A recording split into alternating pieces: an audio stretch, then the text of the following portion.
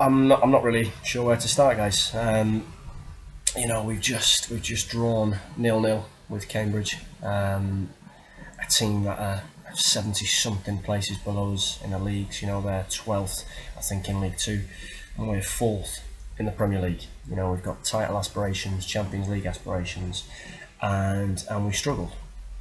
You know, and as a one-off, that can happen to any team. You know, a one-off loss can happen to any team. But we struggled against Yeovil. You know, we were embarrassing at MK Dons, and that's just in the cups. You know, in the Premier League, it's been very much the same. You know, if we think back to the two most recent games, QPR and Southampton, you know, I would suggest we've had the same problem in at least both of those. But over the whole season, you know, there's one word really that springs to mind for me, and that is frustrating. You know, there's a frustration at the minute amongst United fans. You know, I'm scrolling through Twitter during the game, speaking to people, you know, my own thoughts, and it's one of frustration, of annoyance that we're just not offering anything. You know, there's almost very little to criticise. You know, we can't criticise too many mistakes. We can't criticise too many missed opportunities. We can't criticise too many poor performances from strikers, because there's just not a lot happening. You know, I mean, as a game, as a spectacle, that was poor. You know, Cambridge didn't have to do a lot for that draw. Don't be wrong, you know, they put in a shift defensively, but they didn't have to do much. You know, they had to set themselves up neat, and at the minute, that seemed like it's all it takes. You know, to play against United and get a reasonable result.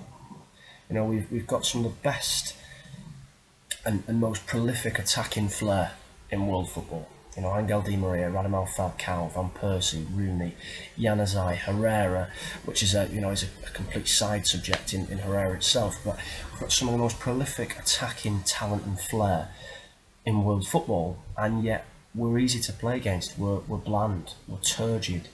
You know, there's no creativity. You know, there's no pace, particularly in the mind more than anything. There's no instinct.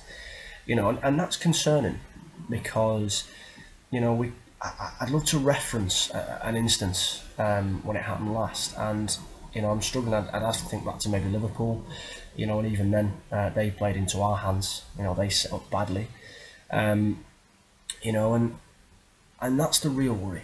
It's not individual performances. You know, I think we could pull today out and say that it wasn't a great performance, but anyone can go away in the cup, you know, a cold away ground, you know, on a Friday night, and any team could struggle. But it's a consistency of poor football. You know, I mean, I said after the Southampton game, and I said after the QPR game, that there was talk that Southampton defended really well. You know, they were strong in the play, but I just find that a tough pill to swallow, because they didn't have to do a lot, just like Cambridge didn't tonight. And when teams find it easy to play against you, you've got a problem.